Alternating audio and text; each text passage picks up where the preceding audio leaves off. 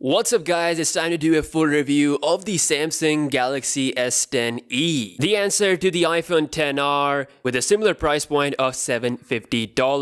Samsung made sure that they beat Apple in pretty much every way possible with 128GB of base storage, fast charger out of the box, an extra ultra wide angle lens, and most importantly, equipping the Galaxy S10e with the same display as the S10 and S10 Plus, which is the Quad HD Dynamic AMOLED panel, so that you can enjoy that high quality media experience from YouTube and Netflix and also play HDR videos. During the leaks, the display was the number one thing that I was concerned about. I thought that Samsung would equip the Galaxy S10e with an LCD panel like the Galaxy A8s, but to my surprise, the S10e came with the best display that they have to offer, which is why it's going to be extremely hard for other competitors to compete against the Galaxy S10e, and even harder down the road when the pricing will go down from $750 as it always happened with the Samsung flagship phones. But with all that being said, let's talk about the actual usage experience. So one of the best things about the S10e that makes it stand out compared to the other models is its size. Because of its 5.8-inch display, it is a lot friendlier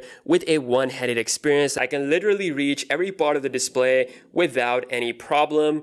And thanks to its slim form factor, it is a lot lighter to hold as well. So size is the absolute advantage here, and I really like that Samsung offered a special yellow color just for the Galaxy S10e to make it stand out compared to the older brothers. Now another thing that I really like is the speed of the fingerprint reader. Galaxy S10e might not look as futuristic as the Galaxy S10 Plus and the S10 with the in-display fingerprint scanner, but it definitely wins when it comes to the speed. Like literally just one tap of the thumb and it unlocks super fast. Now another major feature that just absolutely destroys the competition with the S10e is its display. The Galaxy S10e is coming with the dynamic AMOLED display just like its bigger brother. So it sports the HDR playback, everything looks super crisp. I mean, it is the best display on any smartphone. So if you watch a lot of Netflix, watch a lot of YouTube videos, there's really not another option like this at this price point. And soon, couple of months down the road, the S10e will be a flagship killer. Yes, there will not be a phone like the Galaxy S10e from Samsung, at least until next year. So it will give you all these features with even cheaper price.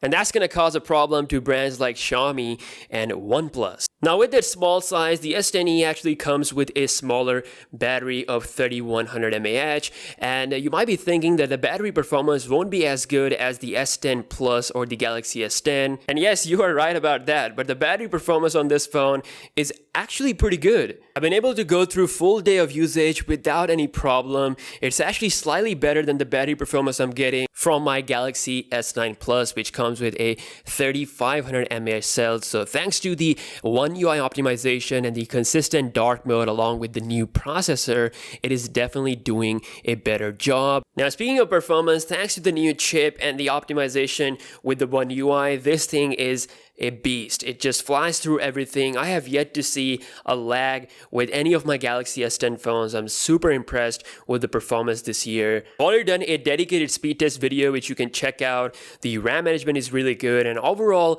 daily life usage, it is just perfect. Now let's talk about one of my favorite features of the Galaxy S10 series, which is the camera. So the S10e is having dual camera instead of triple. It's only missing the optical zoom lens, but Samsung were generous enough to bless this phone with the ultra wide angle lens, and the images are just breathtaking. I would take ultra wide angle lens over optical zoom any day. I mean, this is just incredible. And thanks to the image processing, when you take the ultra wide angle picture, it just really clarifies everything. I'm really impressed, and it is the same as the bigger brothers, so no compromise here whatsoever. You can also shoot 4K videos up to 60 FPS with back camera, and also 4K video at 30 frames per second with the front camera. Overall, the camera experience is pretty good.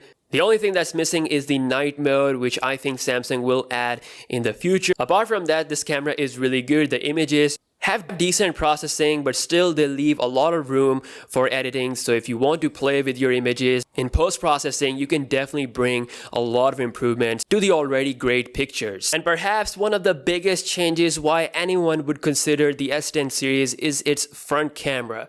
Samsung has finally improved the front camera this year. They bumped it to 10 megapixel compared to the 8 megapixel that they have been using on the last year's flagship phones. The detail, the live focus pictures, everything is just so improved. If you're someone who takes selfies, I think you'll be really impressed by what this phone can perform. The camera application comes with so many features such as super slow-mo video, pro mode, you can shoot raw photos as well. I wish Samsung should add, other than the night mode, is the ability to adjust exposure in the live focus mode, because a lot of time when there's a bright background behind your subject, you really need that exposure control. And I've also noticed that the image processing that happens when you take a normal photo doesn't happen as good when you're taking a live focus picture. So it is a little bit flat compared to a normal pictures. With the exposure control, the live focus images will be improved even further. Now, thanks to the overall improvement, the bokeh is much better and it gives you the ability to adjust the blur